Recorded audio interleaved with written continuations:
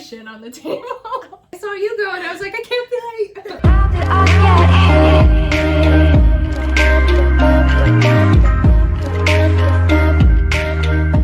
Hey y'all, I am Britt. I'm Beck. I got it right this time. The first time she said, I'm Bick and Brett. Brett. Bick and Brett. I tried to fix it and I just messed it up more. So we just want to thank you guys for the feedback that you've given us thus far on our videos. It's been really positive and helpful. Today we're just going to kind of break down different elements of putting on makeup for you and give you some tips and tricks and reasons why you should use things the way that you use them or shouldn't. We're not perfect at it. This is just what we use, or we'll maybe suggest things that other people do because not everyone has the same skincare or wants the same outcome with their makeup. Because at the end of the day, it's all about learning your skin and learning what works for you, and not one product or one method fits everyone. So we're gonna call this video Canvas because we essentially want you to learn how to make a good canvas, a good base. Your face is a canvas. Your face is a canvas. We want to essentially help you make a good canvas for your makeup look. So part of that is what you put in your body, right? Blemishes, all of us struggle with blemishes and pores and blackheads and breakouts and dry skin and oily skin. And so a lot of what we put into our body, food-wise and drink-wise, affects that. My advice to you is to make sure that you're hydrating yourself regularly. So drinking a lot of water, trying to stay away from... Yes. Thank you, Brittany, for the fantastic visual. I actually need water, so when you said that, I was like, yeah, about See? that. Already off to a good start. So make sure that you stay hydrated, and water is the number one drink to stay hydrated because it doesn't have caffeine, it doesn't have sugar, so it's not gonna make you dehydrated or encourage blemishes because sugar is a contributing factor to breakouts. So drink that water. If you need to add like lemon to it or throw some fruit in there to give it flavor, go for it. Also having a diet that is high in processed foods and sugar, so cookies and pastries and pop and soft drinks and sugary coffee drinks, like all of that is going to essentially cause inflammation in your body, which will bring blemishes to the surface. You're not going to have perfect skin for the rest of your life. There are just small steps and small things you can do to encourage more consistent skin. So hydration and staying away from a lot of sugar is a good place to start. And this is kind of going more in depth in the last thing I'll touch on, but if you know that your body is sensitive to a certain food group, so maybe it's gluten or dairy, or whatever, try to do your body a service and stay away from those things. Some of us are more reactive to dairy because dairy can cause inflammation in your body as well as gluten. And so you might be seeing your skin trying to fight that for you because that's its natural instinct is to flare up when you eat something. Trying to exit the body. Yep, something that causes inflammation. So if you've noticed that after you eat certain foods, your skin doesn't like it, do your skin a service and try to stay away from those foods and find a better alternative. That's just my piece of advice for you. Little segment with Beck the Nutrition. Hey, what's that? Eat your veggies. Drink your water. Eat your veggies. Eat your fruit. But that's not to say though that like people can't indulge in those things as well. Yeah, so it's all about Moderation. balance, all about moderation. You should have a balanced diet, but you should also be mindful of things that cause your body to hate you. If you have like different like skin questions, like stuff you're doing on your own isn't really working, definitely go see your dermatologist. Yes. They'll be able to kind of have more insight and tailor it more for your skin. Disclaimer. Yeah, disclaimer. She may be a nutritionist, but it does not mean it's The only thing that solving you your should be issues. listening to. So the next thing, obviously, after talking about your insides coming to the surface, skincare is so important. Like what you wash your face with, what moisturizer you use, what like toner or exfoliator. I was gonna go like this and be like, what's this stuff that you like scrub on your face? What's that called? There are many different things you can rub on your face, but she was trying to say exfoliator. It's okay. It's all right. We're gonna make it through this. And different, depending on your skin, like say with face wash, I use like a Kiehl's face wash that's for like a little bit, because my skin's combo now. It used to be extremely dry, so I use a different face wash, and now that it's more combo, I use one that helps with oil control and also will kind of really penetrate the skin a little bit, but like not super aggressively, and don't even messy. Soak into the skin to help really clean it out. And a lot of people do recommend that you do it twice, like especially if you have makeup, to really clean off that makeup and then go again to actually really clean out your pores and clean out your skin. Because while you sleep, your body is doing a lot of regenerating, especially with your skin, which is why it's also important for a good face moisturizer, because that is going to help your skin reset and kind of get some breathing time outside of a mask, outside of makeup, outside of like whatever it is that could be covering up your face. As for exfoliating, some people maybe exfoliate like once a week, some people do every 2. I do like every 4 days maybe. I have very sensitive skin, and my skin gets very itchy because I have a lot of skin sensitivity, and so I just have to exfoliate a little bit more frequently, or sometimes I'll wait longer if my skin's feeling better, or I'll do more often if I can feel like some cell buildup on my skin and feel that like, okay, this is gonna cause some like dry patches or some itchiness or some uneven skin happening. I'm currently waiting to find a better toner since my skin has changed.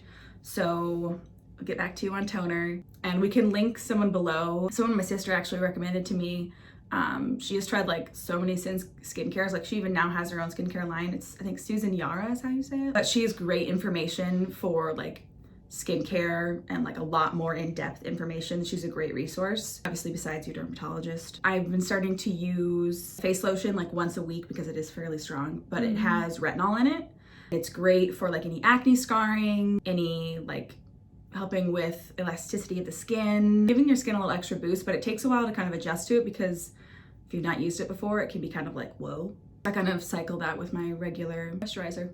Moisturizer, thank you. Getting there. Oh my god, very dry sensitive skin. So what I use is, I use Clinique. I like to use like overnight, especially in the winter, because it's very drying. They also have a moisturizing mask. They call it a mask. But you can literally just put it on and wear it overnight, and that's what I use too, is their moisturizing mask. And I use the same thing, but it's just a hydrating super, it's like in a pump. It's the same thing that Brittany had, but it's more of like a gel. And don't underestimate the power of Aquaphor for your lips. Like, this stuff heals, man. And depending on your skin, again, like if you have more oily skin, obviously try and cater to that. If you have more dry skin, cater to that. Also, some people that have super oily skin, it might also be because your skin is dry, so your skin is overproducing oil to try and moisturize. So sometimes that's why it can be super oily. Obviously, that's not the case for all people who have oily skin. It's just something I've learned with different people that I've talked with. We put on some moisturizer? Yeah. Something I've noticed, like on camera, it looks like we're being a lot rougher with our skin than we actually are. Yeah, we're really not. We're doing such a light touch on our face, but like you can't tell. And we're doing it how we normally we would do maybe. So now we're going to talk about primer. Now, we want you guys to know that primer is not necessary. I would say moisturizer is more necessary than primer, because it can also act as an adhesive for your foundation. But primer can help depending on what your goals are for your skin, or depending what your needs are. I know for me, I do have pores, and so some kind of pore filling primer is good for my skin. It's one of the main purposes or reasons why you should use a primer, is just to smooth your skin, but to also keep the foundation on your face. Yeah, I would say like also before putting on primer, like if you're going to use primer, wait for your moisturizer to dry a little bit, or it will like pill up and it won't kind of really stick. So let the moisturizer do its job and like sink into your skin first. And depending on the primer, it can depend on like maybe what you need. Some people, like if you only need pore filling in some areas, then only put it in like maybe your T-zone, or if you need like help with oil control, only put it in those areas that you need that help with. Now we're gonna put on our primer. Nice. I'm using the e.l.f. Putty Poreless Primer. So this Marshmallow Primer by NYX actually kind of smells like marshmallows. There you go. I'm not sure what mine smells like. Yeah, where you put it kind of, like some people like Beck like warm it up on their fingers a little bit Yeah. before putting it on their face. I just kind of use my one hand. I don't know what's gonna do. But I wanna kind of do some filling in some pores on my, like in my T-zone area. Another helpful little technique for primer too is like you can also use your hands as kind of like a beauty blender essentially. So if you want to press it into your skin, yeah, you could do that too. Especially with pore filling primers, like to really like press it in to really like get that smooth finish. Yep. And you can put the primer under your eyes as well. So that's something that I've been doing, is putting it under my eyes very gently, and then also putting it on my lids, which is completely optional. I have a separate one I use for that. That's my Brittany's preference. more bougie. As for eye primers, the one I like right now is the P. Louise base one. If you maybe have more oily eyelids and maybe like your mascara will maybe come off onto your eyelid a little bit, or your eyeshadow moves around, there's a couple good ones. When my eyelids were a little bit oilier, I liked the Makeup Forever one. There's really some grip to it. I would just say if you use that one to maybe like set it with some, like a very plain eyeshadow color first before going in with some shadow. So it's like a smooth application and it's not like bumpy. You gotta let it kind of dry down a little bit. And I put this under my eye a little bit. It's something I'm doing recently to kind of help set my under eye, to help with creasing, because I have dark circles and my eyes crease and I smile and I laugh, so I have lines. I have dark under eye circles, and so I also use this Tatcha the Pearl for brightening my under eyes. I try not to do too thick because I am gonna then put concealer and I don't want to like glob it up, and like less is more with this stuff. So, and like placement wise, I'm putting it a little bit further down. That's where more of the darkness is at. So now we're gonna move on to foundation / concealer. If you are someone who has blemishes right now, Brittany and I are both struggling with that, then it is helpful to have a concealer over your blemishes before you apply your foundation. It kind of just blends in with the foundation and makes it look a little more camouflaged. So yeah, again, it's hard to see our blemishes on camera but we promise they're there. The light is so bright, but they are there because life. So definitely let the concealer set for a little bit. And then I just kind of lightly tap over it, just very lightly with my finger, or you can use a brush or beauty blender or whatever. Yeah, and your skin, like the heat of it will help melt it into your skin more, so that's why using your hands a lot with makeup helps. One thing that I was telling Brittany earlier about is what's also helpful with products is if you go to their description, either on like Ulta, Sephora, or their makeup website, they'll usually tell you how to best apply the product. I mean, that's something that you'll have to trial and error on your own to see what works best with your skin. But like, for example, Clinique said to apply this with your hands, and I found that it's best if I do that first and then go over with a beauty blender. But that may not be the best thing for you. And for like, again, brightening under eye, I use something with a little bit of like a peach tone in it to help with canceling out darkness. I focus it even more and do like very light on those places that are darker. And the more product you put on, the more product there is to move around on your face. So making sure that it's nice and blended and really melting into your skin. What would you say would be a good tip for like picking foundation? Definitely get to know your skin first and what it needs. So if you have dry skin, pick a foundation that is sensitive to that. So if you have dry skin, probably don't go with a super matte foundation, because that's going to exaggerate your dry patches and your dry spots. Maybe go with a more luminous foundation. And then if you have like super oily skin, and oily skin is one of your main struggles, then maybe you do need to go with a more matte foundation, mattifying foundation. It's all about learning your skin type and then kind of going from there, if that makes sense. I know for me, I have combination skin, so I don't really go matte or luminous. I kind of go somewhere in the middle, like a medium coverage foundation is what I found is works best for me, or like a CC cream or a tinted moisturizer or something like that. So I'm just going to lightly apply my foundation with my fingertips, kind of how I applied my moisturizer. initially I'm going to apply it with my fingers, and then I'm going to blend it out with a beauty blender. Make sure it's all melted into the skin. Yeah.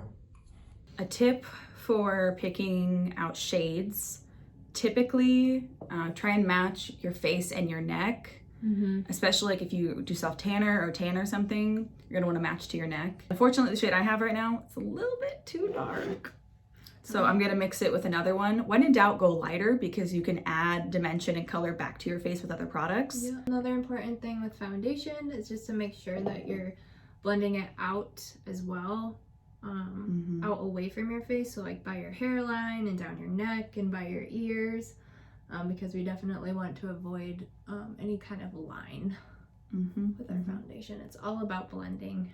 Blending. Blending is the key word. I'm gonna put this in my right hand. I don't know why I squirted this on the back of his hand. It's okay. It's what it is. Yeah, starting in the center of your face gives the most coverage to then the center of your face, and then works outward. Typically, you want the center of your face to be the focal point, so they're looking at you. So I usually apply concealer under my eyes after foundation, and lately I've been trying to focus on my inner corner because that is a dark spot for me. And then I go in on my outer corner, like Brittany was saying earlier, so I kind of add it here and there, and then a little bit on my lids because I don't have a eyeshadow primer, and concealer works just fine sometimes for that. And for foundation, there are certain areas with foundation you might not need as much coverage. So like my forehead, I do a lot less. Yep. And in the center, I do a little bit more, especially in the areas that I'm red. Like I still put it in other areas to make it more cohesive, but I put less of the product if I don't need as much, because then it's not gonna look cakey all around. And I wanna best serve my skin for what. Yep. Especially if you have makeup bunch on your forehead, you want to put less foundation there. Yes, especially with my lines that I get there. I also do medium coverage. Sometimes I do a CC cream, and sometimes even with this, I can really, since it's medium, I can really sheer it out a little bit just to give me like a little bit of coverage. So I will say, before I started getting more into makeup in the last couple of years, I didn't think brightening powders under the eyes were that important. I just used, a translucent powder, just totally fine. You can definitely do that too, because that's just as effective sometimes.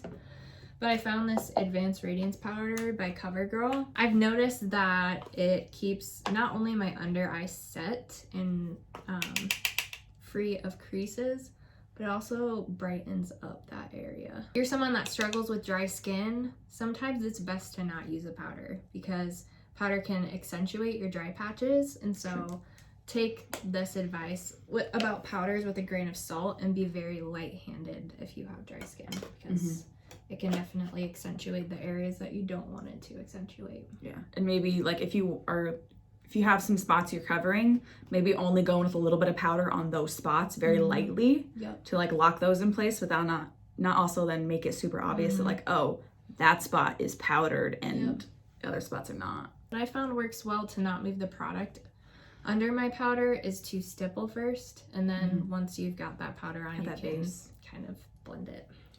But something like a little bit fluff but still has some density to it versus a huge fluffy brush, so I can kind of pack in a little bit more product, especially around the nose. If you maybe were a little too heavy-handed with the powder or want to make sure that the powder isn't just sitting on your face, you can go in with a beauty blender and kind of press it in. Because it's still damp a little bit. Yep, I found that really helps. When it comes to baking, I personally don't really bake because it makes my dry patches more obvious. I've tried it. It's bad from it does not complement my skin well. If it does, then what you would want to do is really pack it on your brush and like pat it lightly on and leave it on and like maybe go do something else. What's happening is under that skin, it's literally baking, and it's like the heat underneath the powder, trapped under the powder, is like baking. So it's like really sealing in that foundation or concealer and really like smoothing stuff out. And then eventually you can like brush it off and then it's kind of going to be more like it's sealed and stuck in place. But for my type of skin, it does not work for me. Same. So that's just kind of... I know some people also do it if they're going to apply eyeshadow after their initial canvas. To help with fallout. Because it kind of helps to trap that color fallout that you might have with the eyeshadow. So if that's something that you want to just try out with your eyeshadow even to catch the color, you can do that too. But I'm the same as Brittany. It almost exaggerates the lines under my eyes and exaggerates my pores rather than like packing it into my skin and making it look flawless. Something I do to help, again, with my under eyes is it's the Jaclyn Hill powder, and really kind of brighten. So it's kind of got like little shiny specks in it to help brighten. And then I kind of bring it up a little bit and kind of where I put my highlighter to kind of just already help brighten up that area a little bit. You don't have to do that, it's just what I like to do. So anywhere you want to brighten, this is a great, to kind of like subtly. So this is the canvas that you can start out with.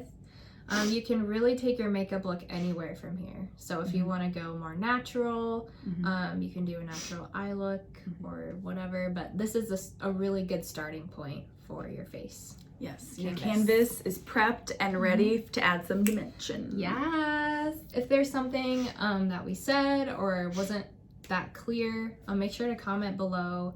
Let us know if you would like more clarity on things, or maybe there's something we didn't think about that we didn't cover in this video. So definitely give us some feedback on that. Yes, please do. And remember, after your foundation, to kind of wipe your lips off a little bit. Take that foundation off the lips. Yeah, give it a clean ass and just You're welcome. Yeah. You're welcome. You're welcome. I hope this was informative and helpful. And I hope you enjoyed getting to learn more with us. And here is our lovely Here's our canvas. Yeah. And the next video will be kind of going in depth on adding the dimension back to our faces. Because we need it.